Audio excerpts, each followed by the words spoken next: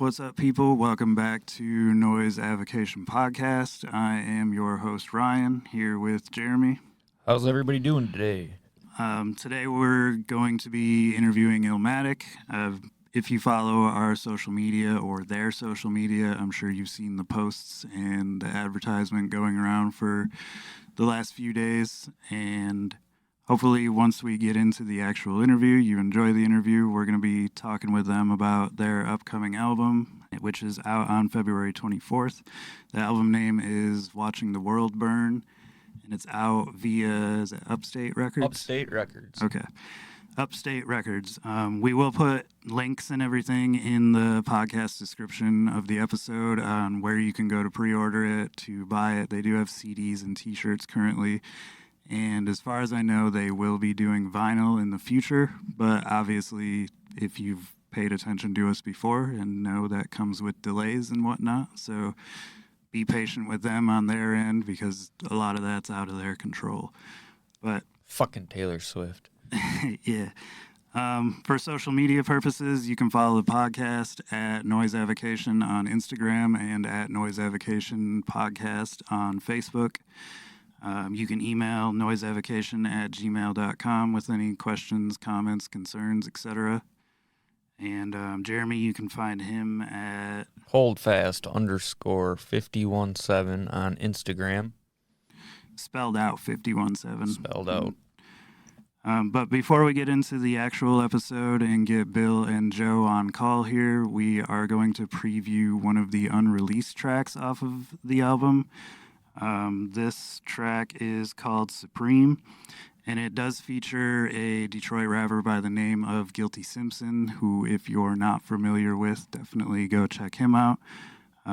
His debut album, Ode to the Ghetto, was phenomenal. If I remember correctly, it was like 15 or 20 years in the making that took to write and record and everything, that whole album, which I don't know the whole story behind it, but to me that was like he took a long time to craft that, and it really shows in the album. But anyways, that's unrelated to that. But we're going to go and get into this track now, and then we will head into the episode afterwards, so hopefully you enjoy this. When the bodies pop up, I'm so ill. It's not, here's 12 shots. We run shit. Direct hit, don't miss. Run down on you and fire twice.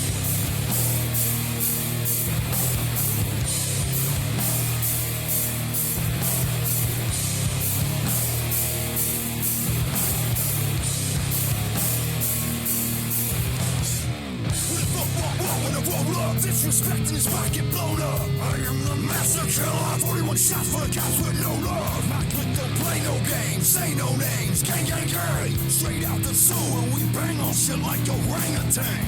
I done did a lot of things to get changed to a level that a lot of people won't go. Got the devil in the couch second at my door, so I'll stay with a ride on the calico. I am that kid that nobody ever gave a fuck about. Money, power, respect, and clout is what I'm all about.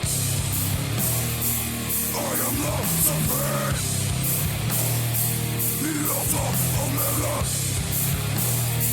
I am not suffering. The most illest. I am not suffering. The Alpha Omega. I am not suffering. Middle finger to the pigs. I can write a book off of shit we did. Do the research, find your crib. Now it ain't safe where you live. Dressed in all black, boots and all. Screw your dogs. Watch me work out the dirt is how I got it. More like the mud with the sweat inside it. Blood and tears, in your ears. Listen up. If you can't relate, I don't give a fuck. Watch the snakes start clicking up. Keep your rollers in your Bentley trucks. I don't need it. Fire burns, but I don't feed it. I'm secure. Never try to front like I don't score. Quick to boot up when it's signs of war. I am not suffering. The Alpha Omega. I am not suffering. The most illest. I am not suffering. The Alpha Omega. I am the supreme.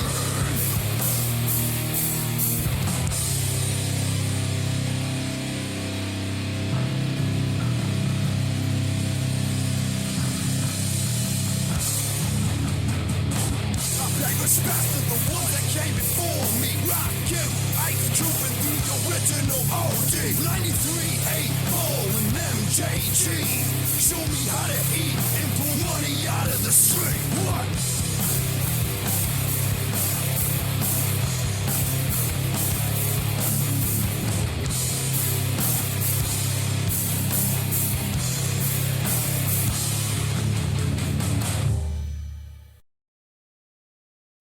All right.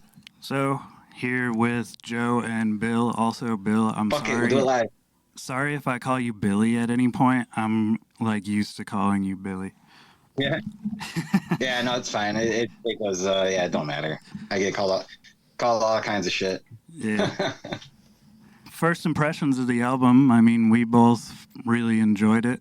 I like the all the hip hop elements to it, which I sort of picked apart to see if I got all of them. First thing I thought, fucking Detroit Yeah, he has a lot of Madball. references too and shit. Yep. What were you gonna say, Jeremy? Oh, for my first impression was like a Cool, like a thanks, man. Yeah, Detroit Madball kinda, you know, bouncy, dancey. Cool, man. I like it. That's a good one. I'll take that. I'm guessing we have a little bit of a delay too, Yeah. but that ain't gonna be an issue. I can edit it. So I picked out one thing like immediately that I noticed when I listened to you guys' first single Cool. was the Nas fucking sample that you used in the beginning, which was like the Genesis on Illmatic. I thought that was cool to immediately tie in Illmatic. Absolutely, man. I'm glad, like, I don't know, me personally, like a lot of the samples are my ideas or whatnot so far, the hip hop samples and shit like that. So, you know, to hear that, that's what I was doing. You know, some people, especially, man, maybe a lot of new kids or people just don't know hip hop, or like, oh, what are they trying to rip off Nas? No, you dumb motherfucker. Yeah. We're paying homage, like you said, you know, like hearing that right off the bat. It's like, oh, sweet, they used that Nas sample at the beginning of Illmatic like he did. So that's cool. It's cool to hear that stuff. I'm glad you picked that shit out, you know. Yeah, and then I picked out like there was a song on the album called Trife Life, which was also a Mobb Deep song. And Absolutely, brother. You're getting it. then Strictly Business was EPMD, and then there was a couple other things like lyrically that I picked out of there. I know that in that Genesis song, the Nas song that you guys used, that's actually from a main source song called Live at the Barbecue.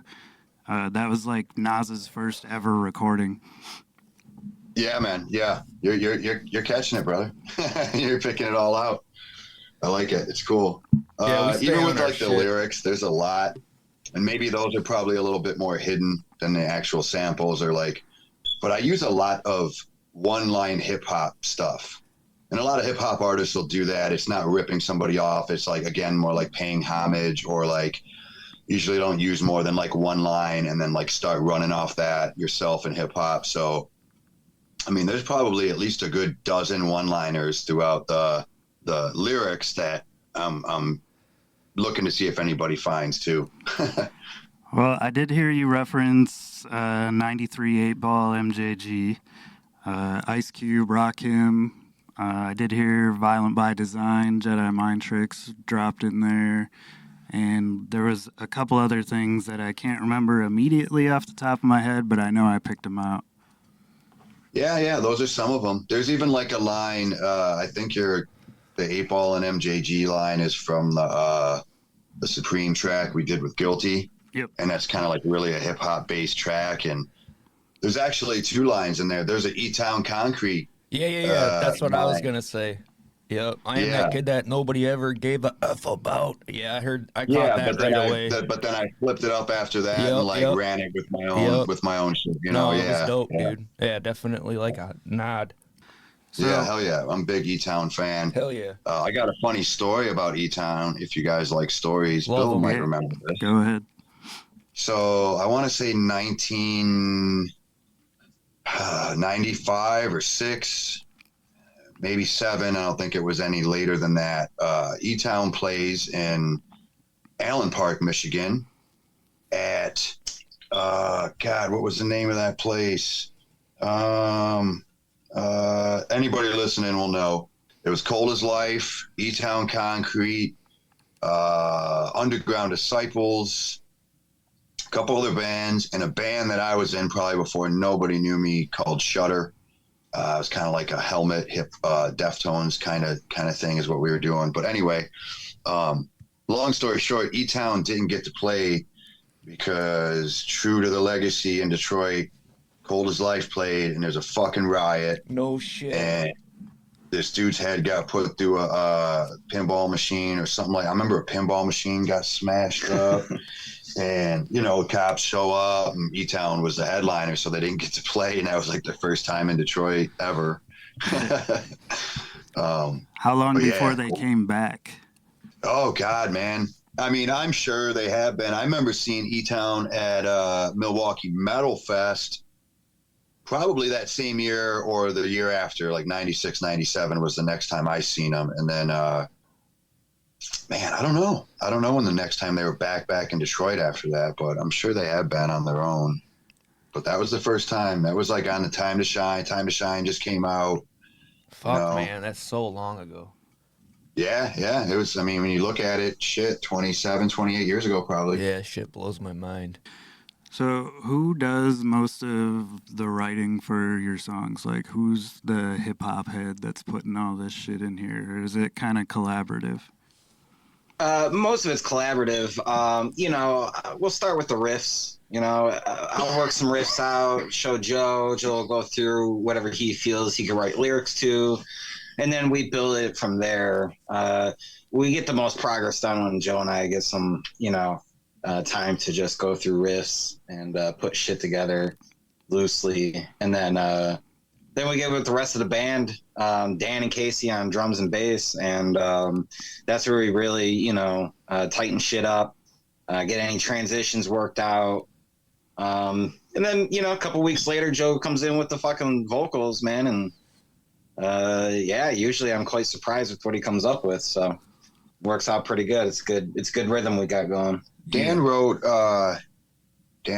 what did he write? Price of Life? Was that Price of Life? Price of Life? Dan, our bassist, wrote some That's songs. pretty much That his song. and Moment in Time. Moment in Time. Yeah. The band kind of started with me and Bill doing that at first because we didn't have any members. Okay. It was just me and Bill. So he would come over, you know, we'd roll up, chill, and he'd start writing riffs. And we probably had like 3 or 4 songs or a couple songs. And then, you know, he knew Dan and Casey from before. And he was like, yo, I got a dope rhythm section, you know. They've been playing together for years. They play in other bands together. They play in they were Come in Out like Fighting together. Ghouls together, Come Out Fighting. Yeah, I think Dan Aggro plays or in Die Aggro was or another. Die. Yeah. Yeah, Aggro or Die's been around. I mean, Aggro, the Alliance, my old band used to play with Aggro or Die back in early 2000s, I think. So yeah, they're super tight and they're like vets, you know, themselves. They've been playing music a long time too. Punk, fucking hardcore. Casey's got a punk band that like dresses up called the Perps. So yeah, man. I had that written down, but that's one that I never listened to. I've met Casey a few times when I was going to Gutter Ghouls shows back when I would come down all the time. And I remember him, so it was cool to see him and Billy carry on to another band.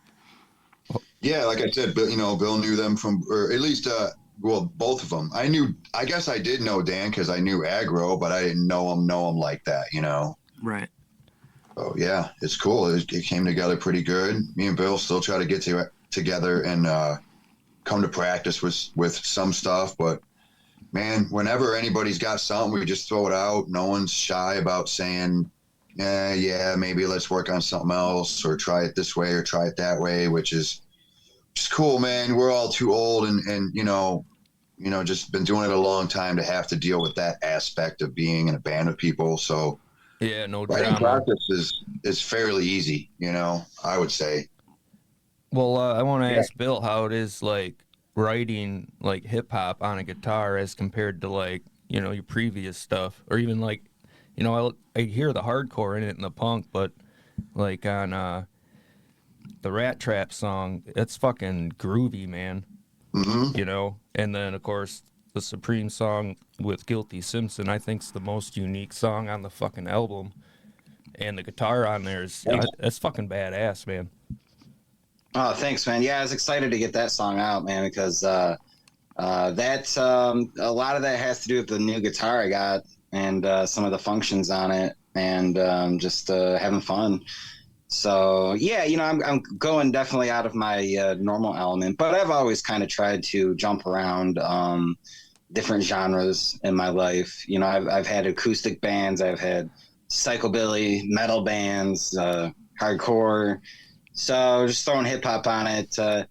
You know, that comes mostly from Joe anyways, so Right. that's cool. And I just write riffs, you know, and if a riff happens to meld together in a hip hop like way, then that's great, you know. He's being modest. He did an amazing job Right. writing riffs. Yeah, No, like I it's said, sick. you know, Dan wrote, but you know, we kind of had some stuff going before, so Bill probably wrote 70% of that record, and you know, me and him got together, and it was like he came from that metal background, so I might have had some influence as far as just like, hey, maybe try like, but I mean, it is all those riffs for Bill, you know, so don't let him fool you. He's a genius. It's definitely it's hard to pull that off and make it sound good, honestly. Like E-Town can do it, but Absolutely. then there's other bands I that have think, I tried mean- it. It's just like, oh my god, it's ripping teeth out, you know. But this shit is it's catchy, it's on point, man. Shit's dope.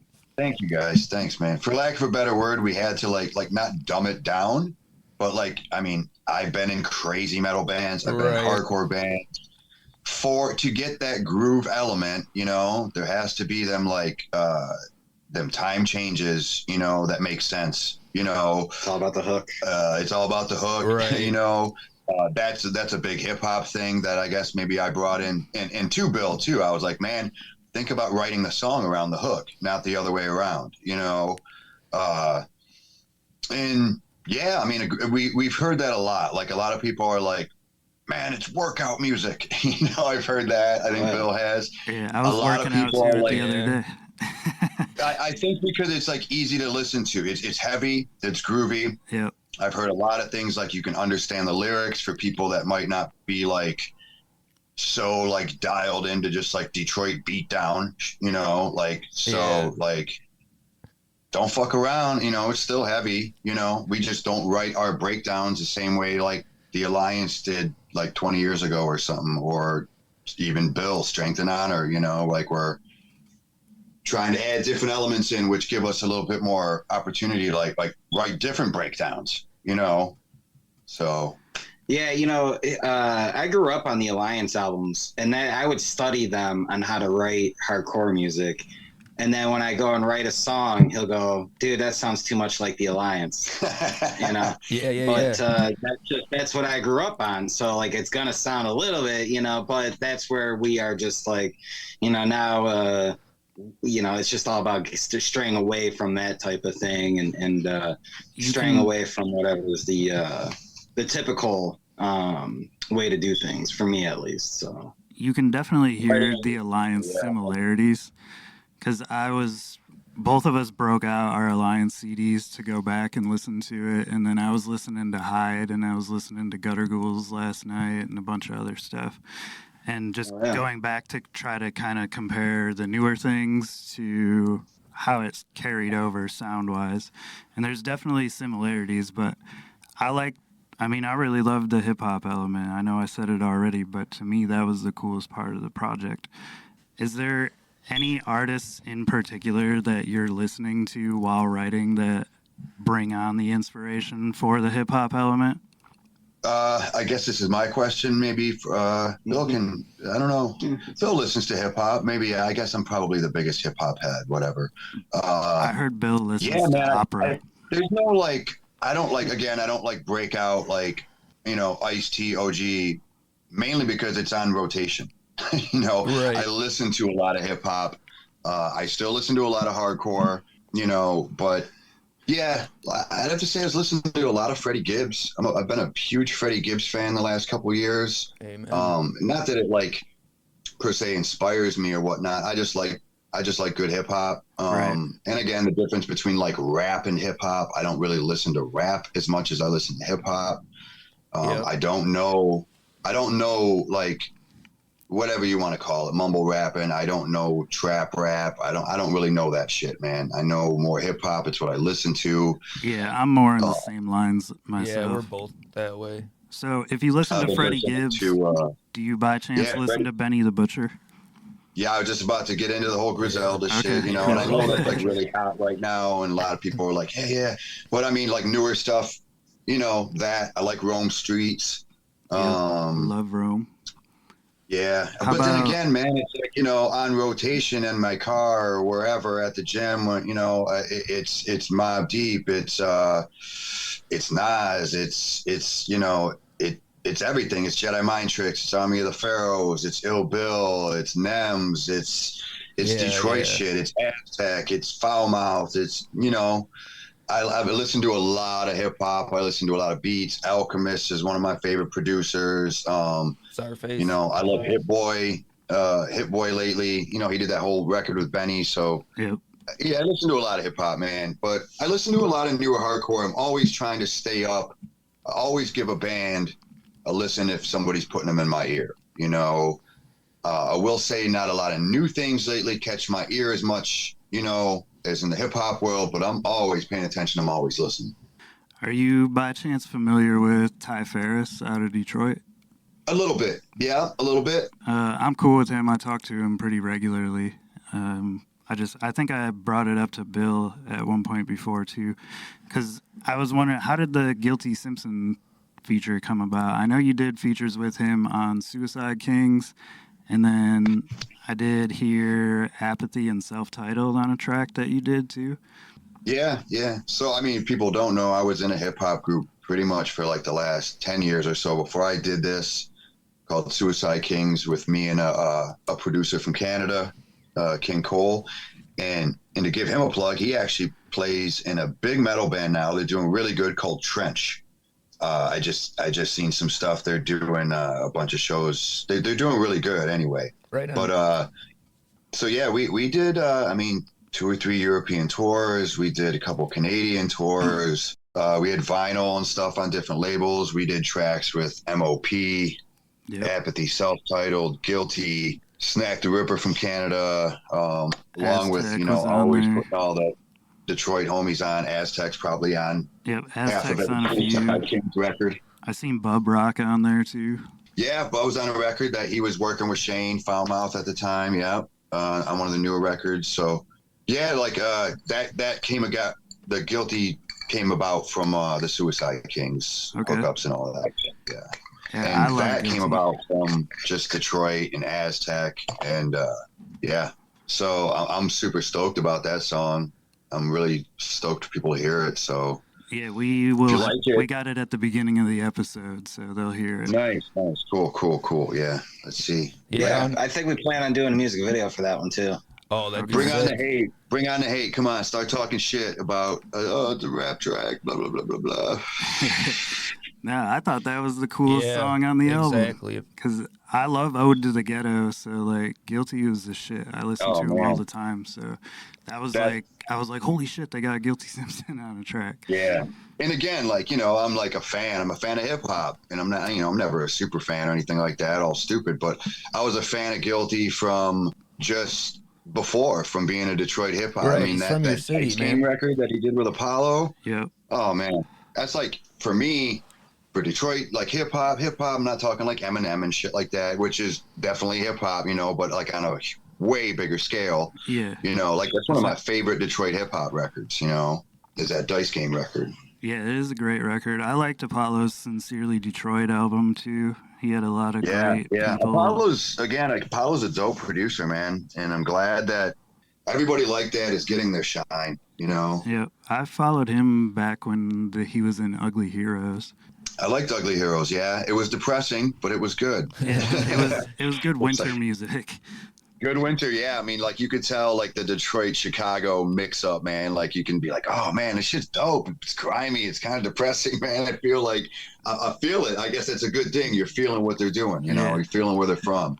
I like how you guys started off the album, like the first 3 songs. Like to me, Downfall to me is pretty balanced, and then Rat Traps obviously more hip hop, and then Baptized in Hell I thought leaned more like on a hardcore side. Did you guys do that on purpose, or is it you just randomly throw them on there? I think we started with Downfall. That's how we started the original EP, with having the that clip that we have at the beginning of it. So yeah, we're gonna start the album with that, and I think Rat Traps is next because that was I think our personal favorites. Like I think that was the one that kind of got voted as like, let's put that up in the front of the album. And then Baptized, I think, was the choice put there was to, I think like what you're saying now, to bring it back into like a heavier song. Yeah. I noticed it, and I just thought that was a good fucking idea. You know what I mean? Keeps it interesting. Cool. You know, for the ear. We're always trying to like, for me anyway, I hate putting the record together like that. You know, I think it was pretty much Bill's list. He's like, what do you guys think about this? And I was like, yeah, cool with me, you know? Right. How'd the Upstate Records thing come along? So it's just one of those weird things where, it's usually I would always say it's who you know, but honestly, we didn't know them. And but we did get put on a show with an Upstate Records band, 2 of them actually. It was Annie Up and Smash Your Enemies. Oh, and right I think just based off of that, they had hit us up. I think they saw our name on the flyer and then looked into us or whatever. And at that time we had Downfall was already out, like on our music video. I think that they saw it's some a tight potential. label, man. There's fucking tough ass bands on that label. Yeah. Upstate's an amazing label. They've helped us out. I'd have to say they probably helped us out more than any label I've been on. And I mean, the record isn't even out yet, so they're doing a great job. Shout out to Mario and Kim. Mm-hmm. We're completely happy working with them, and their reputation precedes them too, because we did our homework on them the same way they did our homework on us. I think that's what it was. We played the Smash show. They were like, oh, who's this Illmatic band? They probably, heard the music, but you don't want to work with a bunch of assholes, especially if that's the first thing you hear when you start asking around about people's rap, they talk to Smash. They talk to the guys Annie Up, and I mean, our reputation is what it is. We've been around for a long time. We don't have shitty reps. We're cool dudes for the most part. Yeah, you got your shit together for the most part. Like you said, yeah, we got our families. Another thing they liked right off the bat, they were like, look, a lot of bands we work with, we have to work with them to get the first EP out and get them recording. And they're like, you guys got a video, you got an EP out, you got merch up. Like, we like that, so. Well, being older, it's Joe, been really good since then, so. Did you ever think you'd be on a fucking label with Fury of 5? I mean, that's kind of funny. Yeah, it is, actually. Because I listened to that band when I was younger, too. Yeah, bro, I love Fury 5. I was just thinking, I remember I believe it was the first cover, scared the shit out of me, bro. Stickman's like a fucking giant, right? Yeah, dude, he's so fucking goofy to watch his old videos now, man. If you go back and his fucking dreads twirling and shit, it's fucking dude, great. It's crazy. I mean, he's a big fucking dude. Fuck so yeah, like, I remember man. looking at the back. I remember looking at the back of the record, and like they all, like I think he's got a bat behind his arms. The other dude's got like a samurai sword. Yep. I'm like, dude, that's hard as fuck, bro. Yeah, dude, it's tough. Hopefully, without getting into it, because I don't like to say too much until things are right. Worked out as type we are. But we might be hopefully playing some shows with Fury. So we'll see how it goes. We'll be stoked. We're definitely into. Fuck yeah, keep us posted on that shit. Yeah, we will. We're trying to work something out with another band too, and again, without getting into it, you'll be excited about that if it all works out. So right on, man. We're excited. So if it all works out. Yeah, man. We started this band. We just wanted to play a couple shows. So I mean, everything that's happening is pretty fucking badass to us. So. Well, we wanted to play more than a couple shows, but it was just didn't expect all this. We it was kind of harder for us to start playing shows, around around at the first. We've played a handful. We got our CD release show coming up at Sanctuary on February 24th with Flesh Wound, Invoking Gods. So Flesh Wound's got ex-members of D Block and Annie Up and Strength and Honor. Still members of Annie Up, but Yeah. Matt, he's the guitarist of both bands, Annie Up and Flesh Wound. Flesh Wound is more of their his metal style poking through here. they're cool. And then so then we got Invoking Gods. That's like a black and death metal band. So something, you know, we're trying to play with all different genres as well. You know, kind of like it used to be. Trying to blend it all, you know. We got Dead Wrong. They are an old school Yeah, they're a good Detroit hardcore band. And then we have Love Loss, another like melodic hardcore. So it's a good mix. It'll be it a should great be pretty mix good. Yeah, it should be a really good, really fun show if anybody's not February doing anything. 24th? Yeah, February 24th, Sanctuary. February 24th at the Sanctuary. Sanctuary is a dope venue. I have to say it's one of the dopest venues right now for Detroit. You know, I wish the Shelter would do shows again for hardcore like it used to be back in the day, but it ain't. Is that like under new ownership or something? Or what's that? St. Andy's, is that like under new ownership? They just stopped doing fucking Shelter shows? Man, I think it has been for a long time. Yeah, it's not like I know it's definitely not ran by the same people back in the day. I don't know what's going on, but I don't really see much shows in general at St. Andrews or the Shelter. Definitely not in the hardcore metal genre. I don't really see shit there. Yeah, maybe I don't know. Am I wrong? Do you see shit at St. Andrews anymore? So I took my niece to go see Attila there about 3 years ago. That's the last really show I ever heard about there. I think that it's probably bands that we just don't know about because we're old. Yeah, I don't know. I mean, bigger hardcore bands don't play there, nor do they play the Shelter. I mean, not like it used to be to where it was like 200, 200 kids. Fuck. Yeah. You know. There's still some good venues. Smalls is a good venue. Sanctuary is a good venue. Parts and Labor, our friend Justin's bar, restaurant, they're a good downriver venue. So is the Rockery still around?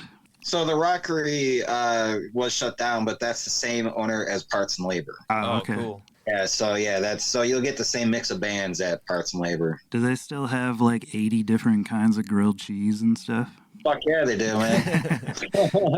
Their food fucking rules, man. I love it. Yeah, food at Parts and Labor is really good, actually. Yeah, Bill kept saying it, and I got it when we played there, and it was good. I had a Fruity Pebbles grilled cheese there last time I was there. It was fucking delicious. Nice. I don't know about all that, bro. I hear you. It was cool. So weird, but I had to try it, and was like, man, I didn't regret it at all. Right. All right. I got a question for Bill and Joe, I guess, but Bill first.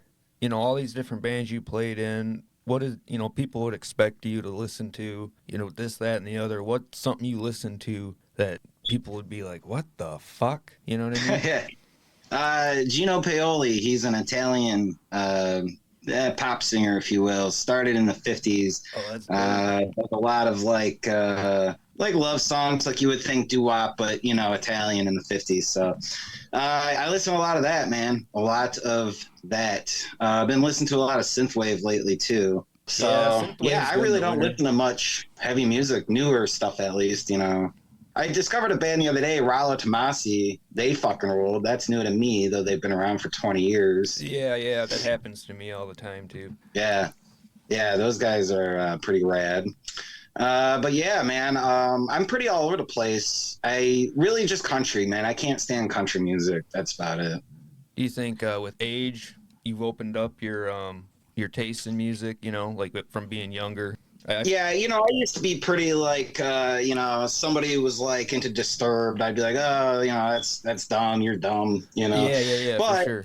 Really, you can't judge people's tastes. A good song is a good song. You have to be open-minded to what other people like. And, I'm pretty open-minded to new music at all times. So.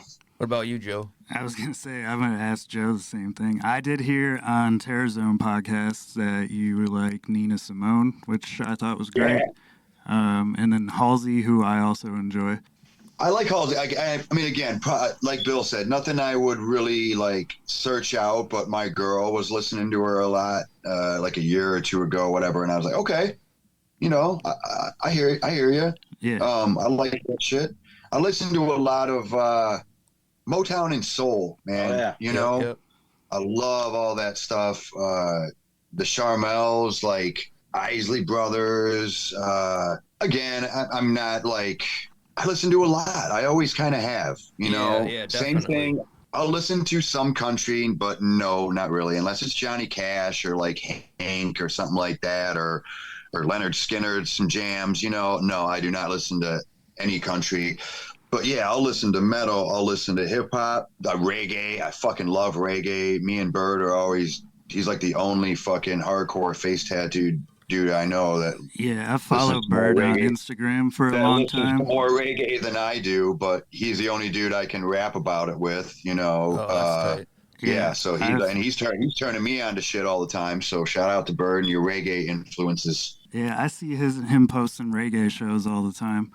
Yeah, me and Bird actually went and seen Freddie Gibbs like 3 or 4 years ago. Speaking about Bird, he's a big hip hop head. He likes hip hop. But I seen Freddie Gibbs at the L Club.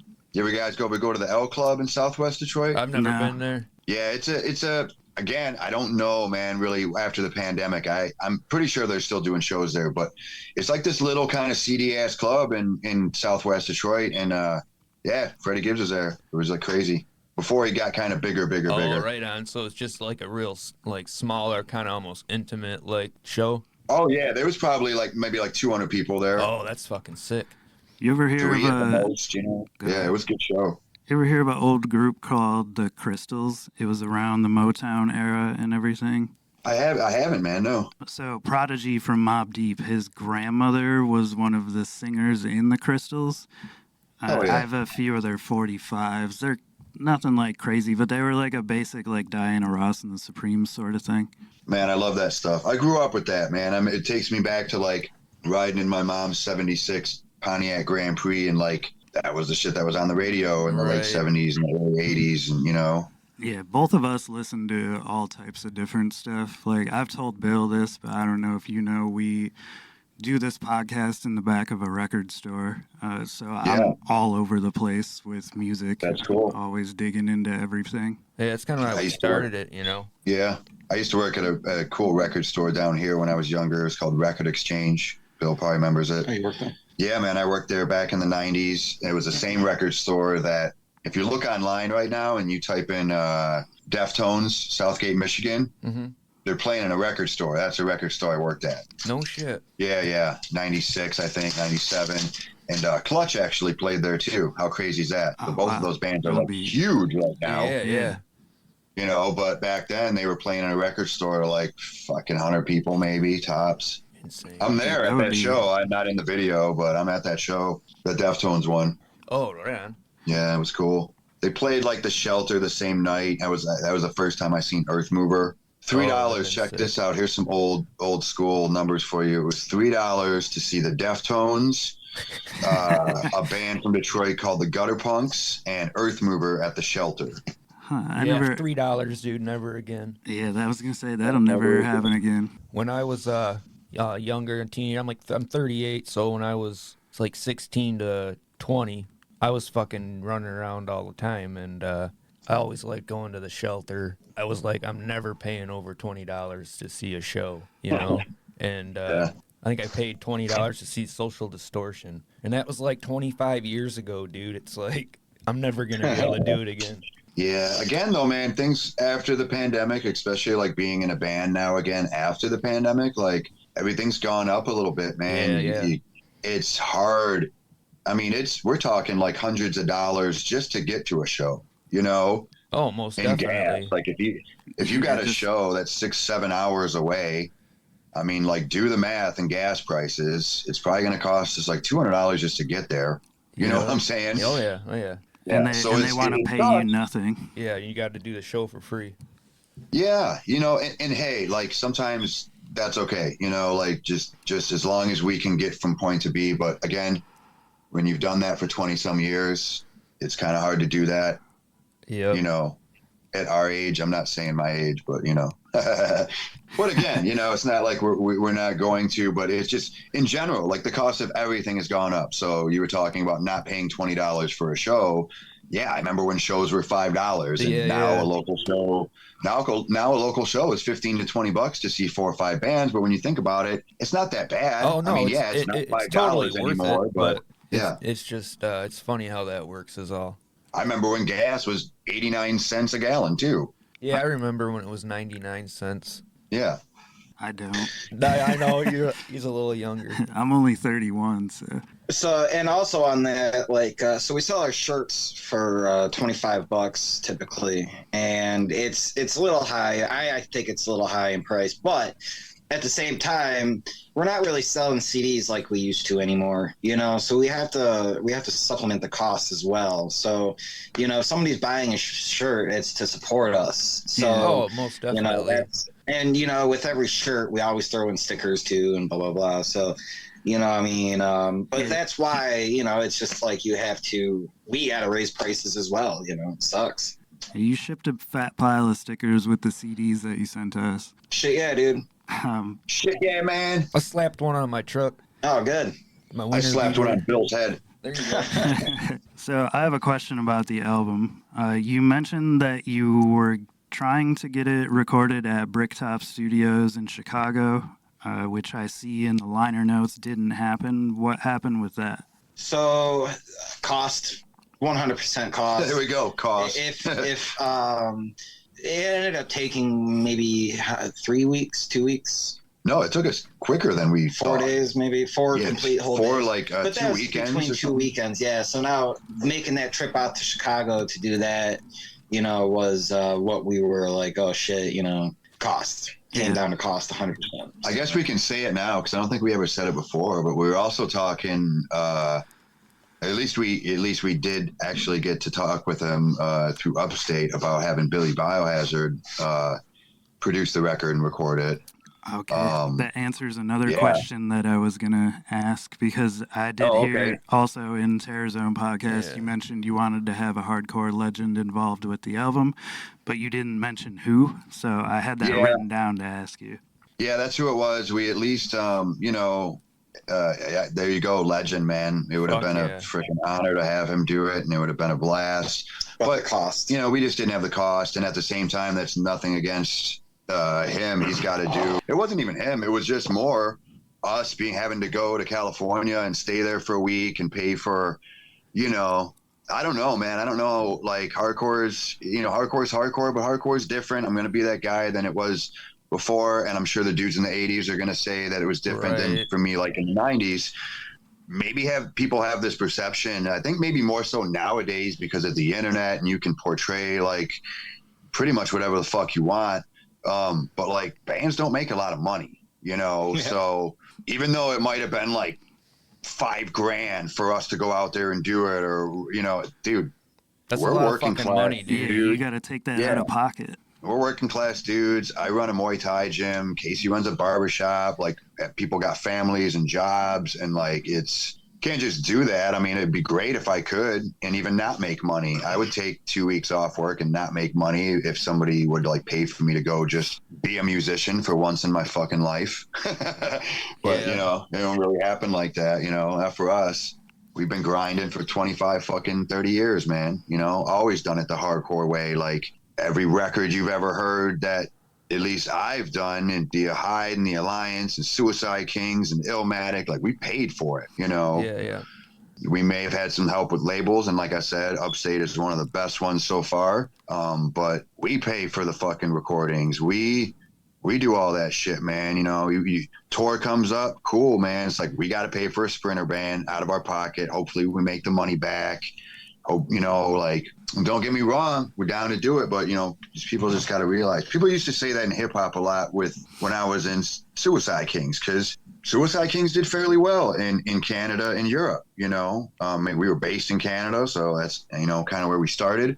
And we'd get these fucking emails and shit, and be like, man, you guys played fucking Edmonton, but you didn't play so-and-so, it's like an hour away. Why? Because we're a small town, and like almost like we don't want to come play for you, you know? Right. But it's like that cost us fucking $300, dude. I was gonna say, I'll play for 50 fucking people, man, but you at least got to pay to get us there, man. You know, so I used to say this at the time, be like, holler at your promoter, get us there, man. We're down. So that's all it is. But I'll keep that in mind. yeah, so it'd definitely be again, cool to Billy get you guys Biohazard, to play. hopefully we can make that shit happen on the next record. That'd be amazing. You know, I'm a huge Biohazard fan. Everybody is. It's cool to see them back with like the original lineup. I heard that was going on. Yeah, I've seen some So- tour announcements or something. Yeah. I good was shit. rewatching So the reason- Oz and I saw him and I was like, well, that's fucking, I forgot he was in that show. Yeah, right. So the reason we went to the sound shop was I was listening to Annie Up, and from their first like demos or EPs that are on their Spotify to their their latest album that's out Time with on Upstate Records, you could just hear the difference in sound quality. And I was like, well, that's where we got to fucking record. So that's where they had gone. So that's where we had gone. And I agree with you. they had used a different producer than we did, but ultimately I feel that, man, we have a great sounding fucking album. I do. Yeah. I mean, I would have loved to have both of those opportunities, but I don't feel like we sold ourselves short whatsoever. I mean, not by I any can't say means. that.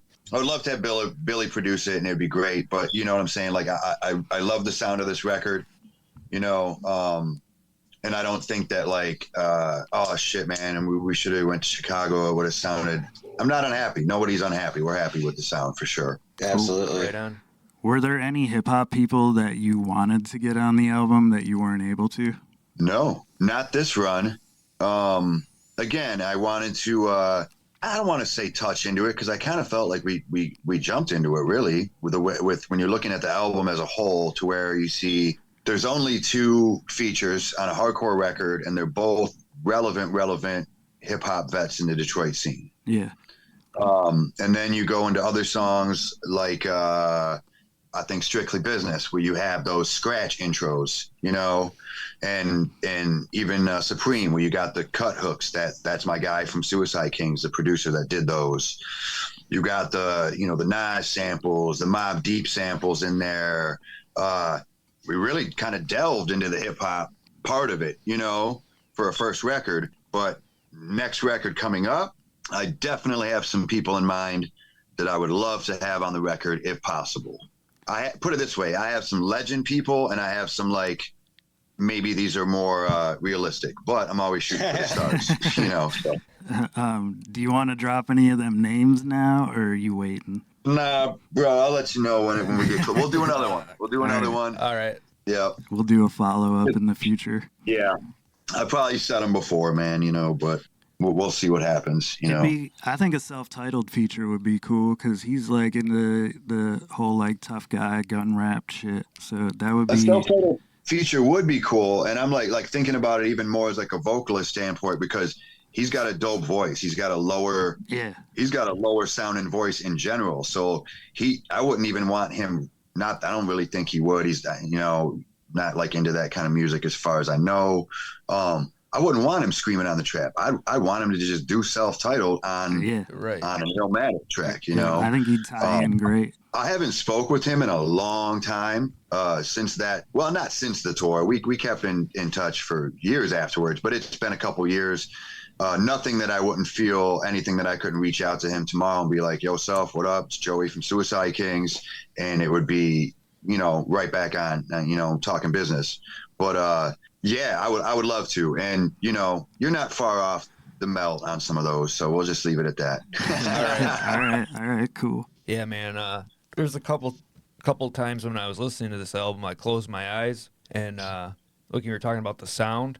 It reminded me of seeing the Alliance up here back in the day, and the drums would kick in, and then a little bit of ring out, and then just that tension. I like that that's on this fucking album. Yeah, right on. That's cool. I mean? And then when you're like, "Bah," and it pumps in, and it hits, dude. When was the last time the Alliance played up here? Actually, it's been a while.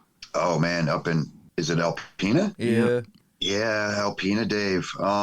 Shoot. I honestly, okay, it would probably have to be around 2004 or 5 when we played with It's All Gone to Hell and 25 to Life. Oh yeah. I booked that little run. That was up in Wilson Township, when in the nobody middle of would- fucking nowhere. Yeah, when nobody would bring that fucking dirtbag Rick out, I pretty much saved him from fucking Dave Hayes kicking the shit out of him at the small show. And everyone was like, whatever. But yeah, he's a dirtball. It's funny, at that show, Aaron Ruby, I think, is from Walls of Jericho. Yeah. The one person I definitely know that can attest to this, because we've talked about it before. And Rick, I mean, I'm not like a fucking huge dude. Rick to Life was bigger than me, but I don't give a fuck, like we did that show, man. I paid him, blah, blah, blah, blah, blah. And like, he tried to do it the night before, asked me for more money. I'm like, bro, there's no more money to give you, like, and then we do the Alpena show, and it was a good, you guys, if you were there and you've seen it, it was a good show, bro. Yeah, dude, I played, what band I was in, I was playing bass in it at the time, and we like opened for it because another band couldn't or something, and I remember being all hungover, but was like, dude, this is rad, Like fucking 200 people there, whatever. And he asked me for more money again, dude, bro, and I just fucking snapped on him. I'm like, bro, I fucking brought you here where nobody would even fuck with you. You want to ask me for more money again? I remember Aaron being like, dude, I thought you were going to fucking kill him or whatever. I'm like, nah, dude. But anyway, yeah, I think that was the last time that we were up that way, up north. Well, hopefully, I'm trying to work it out in the summer to be able to get you guys to come up. Shows here can be kind of, they're either like hit or miss. Like sometimes I've seen them be shit, and sometimes I've seen them be great. So I mean, it depends on the weather, man. Yeah, the weather and like the time of year, I guess. Like I told Billy, like July is usually pretty damn busy because there's a lot of people that come up for the summer for the lake and all that. Yeah. So yeah, man, we're down. We're definitely looking forward to getting up there. Yeah, hopefully I can make it happen. We have in between the two stores here, there's a big alleyway, and they set up like a little stage in there and block it all off to the traffic. And that'd be cool. That sounds dope. It's yeah, cool. Alleyway show. Sometimes they're packed, like especially around 4th of July. That I think would be the best turnout if we could make it happen around then, but it ultimately depends on the place next door as well, because they're the ones selling liquor and everything. Yeah, make it happen, man. We'll be there. Talk to your promoter, man. Holla at your promoter. Remember what I just said? I think Jeremy, we are our promoters. You got anything else for Joe? I know. Yeah, we really are. No, I mean, I don't have any more. I just I don't have any more questions. I'm questioned out. Cool. Yeah. I mean, you got any like upcoming plans for the album? Do you guys have more shows lined up throughout Michigan? I know Bill said that you guys are gonna try to tour off this a little bit more. Yeah, like I was gonna say, I guess just what's up next for us is the record is officially out in like 2 weeks. Pre-orders are up at Upstate Records. You can pre-order and like get like a pretty dope limited edition T-shirt. I'm actually really stoked with the design and how they put it together and stuff. That was all them. They showed it to us. We were like, yeah, awesome. Yeah, I'm gonna end up buying one. Is that only available through upstate.com? Yeah, I mean, you go there and you'll be able to pre-order it through Upstate. Yeah, right now. Okay. And then once it's out, it'll be out on all streaming platforms, iTunes, Spotify, whatever anybody's listening to it through. You can always hit up us for any other merch that you see designs of. We have some new merch designs that we'll have for the show coming up. Oh, I got something good for you. So I found 20 original pressing Alliance CDs of Hit 'Em Up, the last record we did, my favorite record. We got them sitting right here. I got a funny story about that record after. Yeah, I found like 20 copies. So anybody locally that's going to be at the show, come out. I'll hook you up. Definitely bring them up with you. What's that? Definitely, if we make it happen to have you come up, bring them up with you, because there's definitely people that'll grab them. Yep. Well, that's what I'm saying. Everybody always asks me about Alliance CDs. I'm like, nah, bro, I haven't had Alliance CDs since then, but I found 20. So hopefully, don't get to take this the wrong way, that they don't make it up to you. And I'm going to have them at the show. Right. And people come out and grab them then, because once those are gone, they're gone. I don't know. I found those 20 random. So I didn't have whatever I have left over, I'll put aside for you guys or ship them up to you or something. Cool. Well, I didn't have that CD, and I just got it off Discogs like 4 days ago. And in the message, it was like, "Say what up to War Machine." It was from fucking Clifton, and he had it for Jesus sale. Christ. It's so fucking funny, dude. That's So- funny. Yeah, Clifton still might have some. So- He's a hoarder, so I'm sure he's probably got a box from I somewhere. got a fresh copy off of him, and I just thought that was kind of funny. Nice, Cool. that's hilarious. Do And then you guys yeah, plan to as do far as any vinyl for the Illmatic album? we're gonna see how it does. Hopefully, we're looking for like what we're really looking for is to like somebody else to pick it up on vinyl. Right. Hopefully, like somebody like overseas, Japan, mainly to try and reach over there. And it's usually like the record comes out and it does good enough and people like it enough, then maybe like we'll get some offers from somebody to put it out, and there'll be a an overseas tour that'll come along with that, or just to help. I mean, usually that's the way it goes. That's the way it was in hip hop anyway. It's like, dude, if I'm going to put out your record in Europe, then I want you guys over here to tour Right. to help promote the record. So There is a we'll see. big hardcore in the hip hop fan base, like in Italy, Germany, Japan, all those places. Man, like, shit's worldwide. Yeah, man. When we were overseas as Suicide Kings, like we played a lot in France. My homie over there, Jem Hell, he's a dope hip hop artist over there. Check him out, DJAMHELL. He raps in French, so you won't know what the fuck he's saying, but you can just like tell by his flow, and he's got a dope voice. He's always got dope beats. And then we played with a lot of hardcore bands over there too, man. Out for Justice from Finland. We played with another hip hop dude, Jag. We did a bunch of shows with him in Finland. So, man, Europe has got a dope music scene in general. They always have. even for metal, they do. It's way better than here. Yeah. Really quick before I bounce, guys, just thanks for having us. Thanks for having me. And as far as upcoming shit, stay tuned, man. We already got like 4 new songs written. Oh yeah. We have some new elements, not new elements to be added. But we're, if you put it this way, I think if you like the first record, people are always looking for that sophomore follow-up. Like, is it Right. going to be as good? What's are they going to change? Like, nothing's changing. If you like what you hear, it's just going to get better. Oh yeah. Fucking Sometimes it's usually the 4th album is the dreaded album of change. Yeah. Well, if we make it that far, bro, like, I'm sure we'll pretty much like Madball's one of my fucking favorite bands ever. The longevity of that band, the style. Again, you can see the evolution of that band without them ever fucking like losing their roots. Oh, for sure.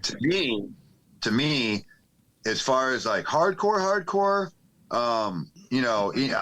bro, don't get me wrong. I'm a huge Downset fan. I'm a huge Biohazard fan. I'm a huge Suicidal fan. But for being that New York fucking hardcore, they had that hip hop influence from the get go. Like Look My Way is one of my fucking favorite Fuck yeah, dude. Madball records of ever, because to me it's like the most hip hop influence record. Yeah. But if we get to our 4th record, you're just gonna keep like same thing, man. If you love Madball, then you love Madball. Yeah, And they've you'll stayed see the different consistent. eras, and you'll like, man, I love this, but then I listened to Set It Off, and I love that, but then I listened to fucking what's another one of my favorite records, Empire. I think it's called Empire. It's got that song Empire on it. Yeah. Empire. It is. Yeah. That for being the whatever you want to call it, the newer man. I love that fucking record. Oh yeah. That one was a little heavier. I love that. Yeah. Yeah. It's definitely you can listen to them and you know that they're mad. It's always going to be Madball. You don't have to worry about them coming out with a fucking pop album. Yeah. They won't do the dreaded Morbid Angel album. Yeah. I don't. What's the dreaded Morbid? I don't know, man. They did I like don't know, this. dude. They tried doing an industrial album. I can't remember the name of it. It's in a different language, but it's fucking just terrible. You're expecting one thing and got something totally Yeah. different. Yeah, because they'd been consistent up to that point, then tried that, failed, and then did another record that was great. But just that one was. Ugh. I always say if bands want to do that, at least me and Bill have like fucked around with. We got a half-ass side project we've had for like 3 years that who knows if we'll ever do anything with. And it's nowhere anything fucking near what Illmatic sounds like or anything. We definitely wouldn't put it out as an Illmatic record, the 5th record in. It would just be our side project thing of whatever, Yeah, I've always thought bands should change their name for the project or whatever. Yeah, you know? yeah. Don't fuck up your good streak under that. Yeah. We yeah. Sergeant mention Pepper's. this all the time on the show. That like the Converge's new record is kind of a testament to that. Like they should have just named it something else. Yep. Yeah, there was again, I started listening to Whitechapel like 3 or 4 years ago. I think a little later than everybody else, but I liked them. Mm-hmm.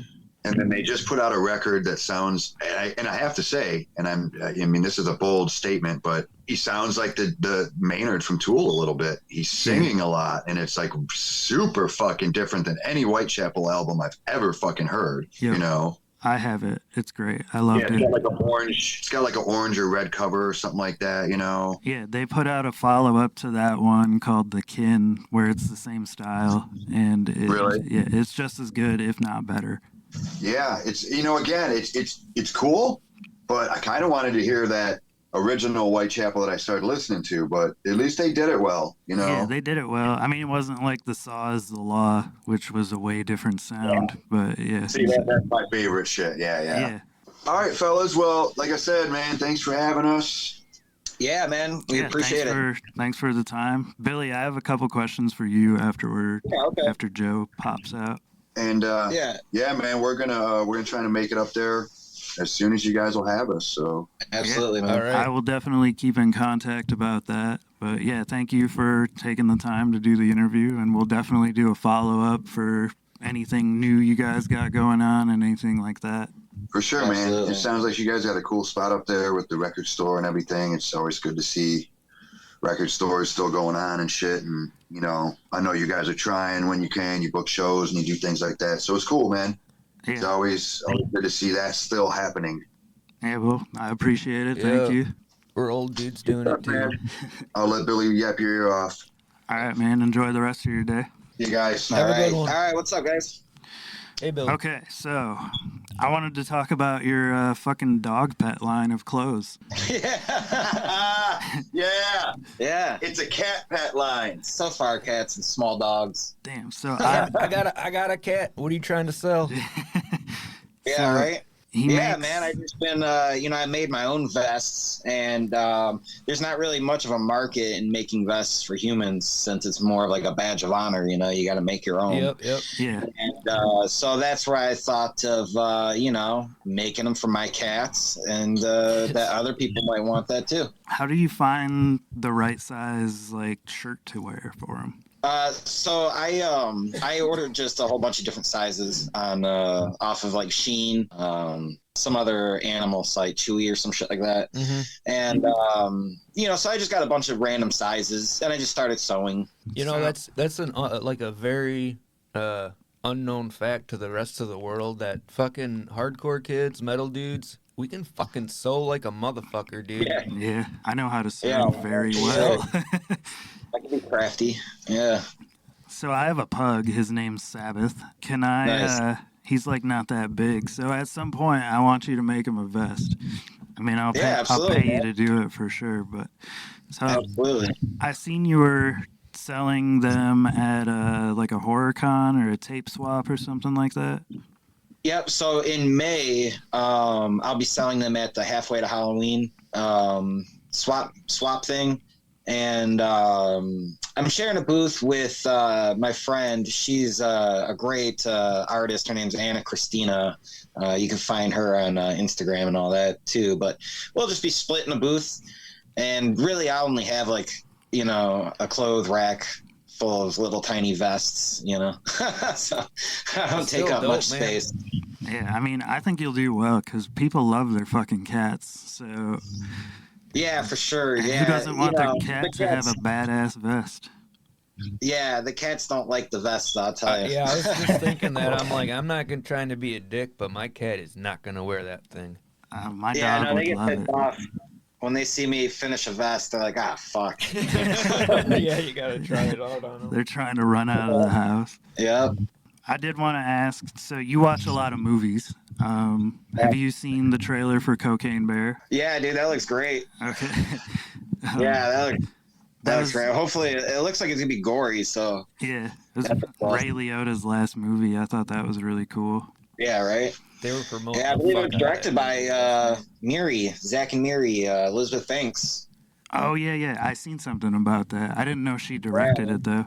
Yeah, she's done a few movies. I don't know the names offhand, but yeah, man, she's coming up in the directing world, which is That's great. tight. Are there any movies that you watched that sort of influenced the writing style? I wanted to ask that earlier, but I didn't get a chance to spout it out. You know, when I write personally, you know, it's all about the riff, you know, and a Yeah. riff has to make the song. Usually I'll make one riff that I'm happy with, and then I will craft a song around it, deconstruct the riff, build it up again. And like you guys have mentioned, the build up and the tension and release. And that's, you know, when you're writing metal and hardcore, you know, that's what a breakdown is. It builds up the tension and then the release. And, you know, so you always have to look at that, not even just in the breakdown, but the, you know, the transitions and blah, blah, blah. So, you know, yeah, I mean, horror movies in general, man. You know, I don't know if you've seen my room, but I have my collection room, and that's also where my music, my amps and guitars are too. So, you know, I'm like surrounded by horror at all inspiration. times when I'm writing. You know. Yeah, I remember your room when I used to crash at your house when I'd come down there. Oh yeah. And then I've seen pictures of it like lately. It does look sweet. Yeah, I've grown quite a bit. Yeah. I did want to add earlier, I was going to say that Billy runs a world-class bed and breakfast. Yeah. Oh yeah. Yeah, right. That fucking syrup you made was delicious. Oh, good. Yeah. Yeah, man, that was good. I haven't made pancakes in a while. So can we get any like Gutter Ghouls details, or are you still kind of not saying shit about that? Well, so I'm actually on my way to the second band practice, and you know, we're just taking it, you know, day by day. There's no plan. We don't have a show booked yet. We're hoping to do one really good show, you know, and just see where it goes from there, whether we play a few shows or whatever, you know. We haven't had anything new written, though it's a second band practice, so I'm sure we'll catch up on some of these old songs and want to write some new stuff too eventually. So yeah, I mean, it's fun, man. It's fun just jamming with those guys again. Kevin's on drums. Kevin's back on drums. Oh, cool. I was gonna ask if it was Casey or did Kevin come back? Yeah, Casey was down to. I mean, if we would have gone that route, but you know, Kevin, you know, he was the original, and Hey, you guys so are and doing Casey like was the understanding original too. Misfits thing. Yeah, and Casey was cool about it. He's got, you know, 5 bands, so he was like, yeah, dude, that's cool. You know, so it's it'll be fun. Yeah, I'm pumped. We're old, you know, we're older now, so we're not quite as fast, you know, and we're after that first practice, I was sore as fuck, you know, trying to keep up on those old rhythms and shit. Yeah, I got some old videos of shows of you guys, like just looking back on them, like it was fucking, I don't know, 8 years ago or so now, I guess, something like that. I know, it's nuts, man. Yeah, the Ghouls started in 2012, so that's 11 years now. Yeah. Yeah, dude. Time fucking flies, man. Yeah, it does. Yeah, I don't know how many. Shit, I think I seen you guys pretty much like every show for like 2 years for a while. I was coming down like every other weekend, it seemed like. Oh, yeah. Yeah, man. I always had a good time playing those shows too. It's just we got wild sometimes with just spitting beer all over each other. And were you with me and Brandon and some others when we went to the White Pony and he was singing Shaggy, It Wasn't Me on karaoke? Yeah. Oh, yeah. He made it into like a punk rock version of it. Yeah. He loves karaoke, man, I tell you. I haven't talked to him in a while. Like I think I told him happy birthday or something recently, but I haven't talked to him in a while. But he was always a lot of fun to hang with. Oh yeah, man, he's a blast. He's you know, his tattoo shop's very successful, so he's super busy around here. But I'm happy that he's able to find some time to jam. You know, because I was always down, but I don't have kids. You know, I don't have a wife. I don't have any of that crap. So I am always free and available. But everybody else, you know, and have lives. So Yeah, kids definitely will change your schedule around they like do. crazy. yeah, right. I'm excited. Like, definitely let me know if you guys do a show because I will make sure that I'm there. I haven't been down in a while just because I've been busy with things up here and whatnot, and but I will definitely make it down there for that. Yeah, absolutely, man. You know, if we're gonna do it, we're gonna try to do it good, and you know, potentially see if the Coffin Cats want to get a show together so that you know Vic can sing with us on that song again, and Yeah, just make it one really good show. You know. the Ripper. Yeah, that was a good one. Yeah, I was listening to that last night. Nice. I guess lost my copy of Motor City Murder Billy. I can't find it anywhere. I just moved though, so it might be in a box or something. Yeah, those are long out of print, man. Yeah, I seen one dude selling them online for like $40 or something. Yeah, yeah. A lot of the old T-shirts go for a lot of money too. Yeah, I still have. I'm pretty sure I had every single one, so I have like 12 Yeah, I of them think or that something. you do have a whole collection. There's a few people that you know collected those shirts, and that was another that was a marketing thing on my end. Our graphic design guy, he had all these designs, these horror movie designs already made out, and he just put our name in whatever font. And so we only did like what I think like 20 of each shirt, 25 of each shirt. So it was like a limited edition thing. So Oh yeah. I those are my have an Illmatic question that I forgot to ask. yeah. Are you guys playing Tide? I believe you are, but Tide Down Fest? We are not. Oh, you are no. not playing it. Okay, I was wondering about that. I'm coming No, down yeah, for it that. would have been cool, but yeah, we weren't asked. So Oh, I you know. gotcha.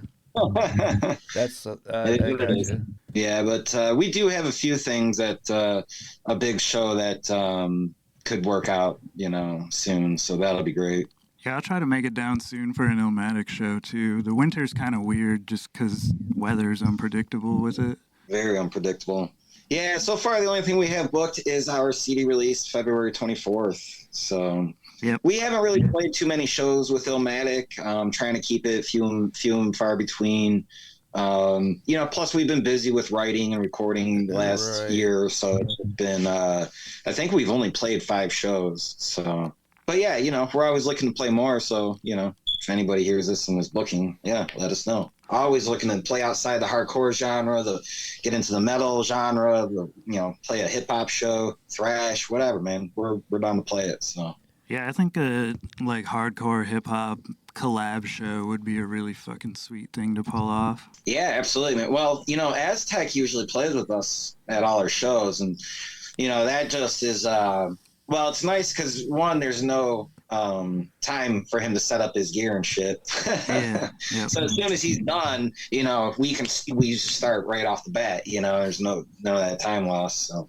I think I seen him at Motor City Fest quite a while ago.